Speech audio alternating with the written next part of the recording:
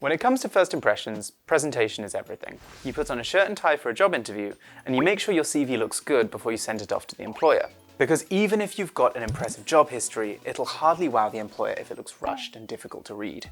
In today's video, I'll share how to format your CV so that it looks professional and easy to read when it lands in the employer's inbox. We're going to turn this into this. And if you stick around with me until we're done, I'll share a couple of quick resources you can use to apply these tips even easier. All right, let's get started. Tip 1. Choose the right layout for your situation. The layout you choose can have a big influence over how the employer reads your CV and whether they conclude that you're worth calling in for an interview.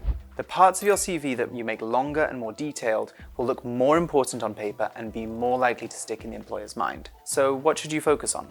Two of the most common CV formats are the chronological CV and the skills-based CV.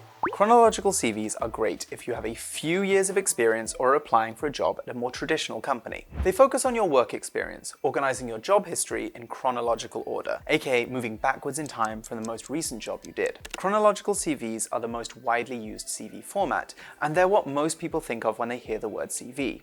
In the UK, most chronological CVs contain the following sections in this order.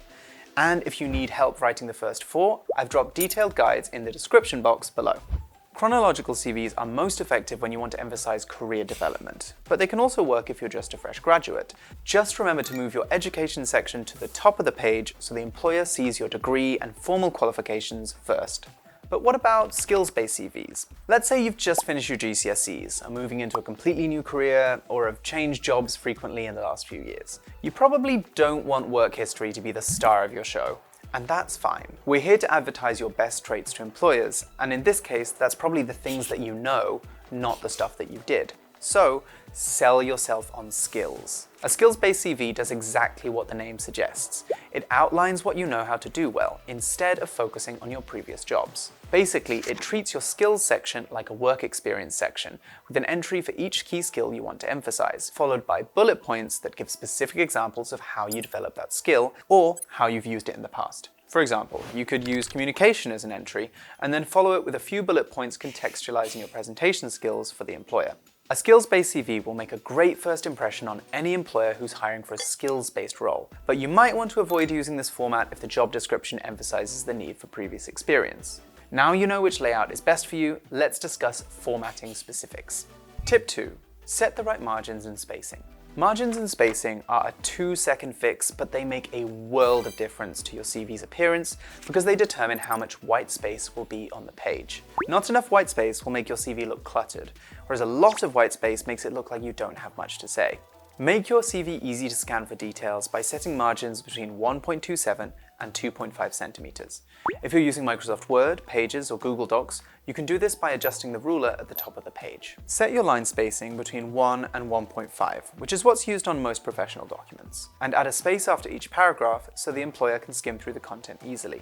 Tip 3. Choose an appropriate font and text size.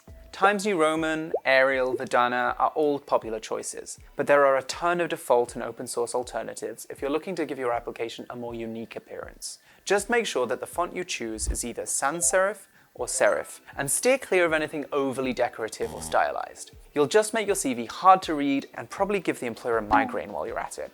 I'll drop a link in the description if you're curious what other fonts are suitable for a CV. Oh, and remember to size your font correctly. Most CV fonts look best at between 10 and 12 points. Anything much bigger or smaller is going to give you the children's book or Bible. Tip 4. Make clear scannable headers. Most employers don't have time to read things closely, so you're more likely to get your message across if you make your content quick and easy to read. Proper headers will help. Make your headers easier to skim by bolding the text and sizing it up considerably. For example, a 16-point header for a 12-point body text. And if you want to get real fancy, you can use one font for your headers and a different font for your body text. This will define your sections better and make it easier for the employer to skim them without distracting from your application. And that's all there is to it. Your CV is now suited, booted, and ready to convince the employer that you're right for the job. As promised, I have a couple of handy tools you can use to speed up the formatting process. I've dropped a couple of free, pre-formatted CV templates in the description box that you can quickly personalize with your own information, including the one I showed you at the beginning of this video. Good luck, and I'll see you next time.